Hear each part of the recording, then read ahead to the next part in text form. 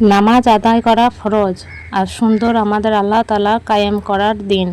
প্রতিটা দিন আমাদের 5 ওয়াক্ত নামাজের জন্য সব সময় ওয়ার্নিং দেওয়া হয়, কিন্তু আমরা সেটাকে এড়িয়ে সব সময় চলে। আমরা যে কোনো পরিস্থিতি থাকি না কেন কখনো কাজকে ব্যস্ততা দেখাই না, সব সময় কাজকে ঠিক টাইমে ঠিকভাবে করার চেষ্টা করি। কিন্তু আমাদের 5 ওয়াক্ত ঠিক 5 ওয়াক্ত নামাজ আমাদের 5 বারই অজুহাত কোনো না কোনো কারণে দেখানো হয়।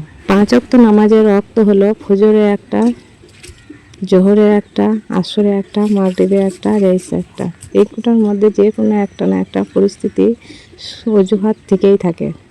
আল্লাহর কাছে হাজার গুনাহ করলেও কিন্তু মাফ পাওয়া যায় না। নামাজেরও ঠিক আমাদের যদি অর্থের টাইমে না পড়তে পারি তারপরেও কিন্তু আমাদের পড়ার সুযোগ আছে, তবু কিন্তু আমরা সেই দেরিতে নামাজটা পড়তে চাই না, ফরজ নামাজটাও পড়ার চেষ্টা করি না। কোনো কিছু বিনিময়ে পাওয়ার জন্য মানুষের হাজারটা গুনাহ করতে বললেও আমরা কিন্তু করে বসে থাকি, কিন্তু যেই আল্লাহর কাছে চাইলে সব কিছু সহজে পেয়ে যাব সেই আল্লাহর জন্যই কিন্তু কোনো কিছু করতে চাই। জীবনের চলার পথ সহজ নয়, তবু আমাদের সহজ করে নিতে হয়। মানুষের মন জুগিয়ে, কারো কাছে লজ্জিত হয়ে, কারো কাছে অপমানিত হয়ে, কিংবা কারো কাছে ছোট হয়ে আর আল্লাহর কাছে চোখের পানি ফেললে সেই গুনাহ হাজার গুনাহ মাফ হয়ে যায়।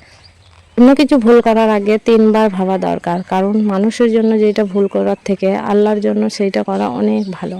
কারণ মানুষ তোমাকে স্বার্থের জন্য ব্যবহার করবে আর আল্লাহ তোমাকে নিঃস্বার্থভাবে ভালোবাসবে।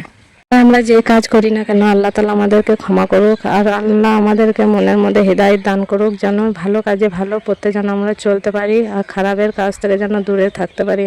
আল্লাহর কাছে এই দোয়াই করি যেন হাজারো মানুষ এই বুঝার তৌফিক দান পায়। তাই সময় কখনো কারোর জন্য থেমে থাকে না, সময়ের জন্যই আমরা কিন্তু থেমে থাকি। তাই কবরে যাওয়ার আগে নিশ্চয়ই এই কাজগুলো অবশ্যই আমাদের করা দরকার। তাই অন্ধকার কবরের মালিক কখনোই ঘুষ খায় না, আল্লাহর কালাম ছাড়া সে কোনো কিছু বুঝে না। তাই আল্লাহর কালাম আমাদের অবশ্যই দরকার, আর সেখানে আলোকিত করতেই যদি তাহলে হাদিস কোরআন মেনে চলো। আল্লাহ যেন আমাদের এই হিদায়ত করা তৌফিক দান করে। সবাই বলি আমিন।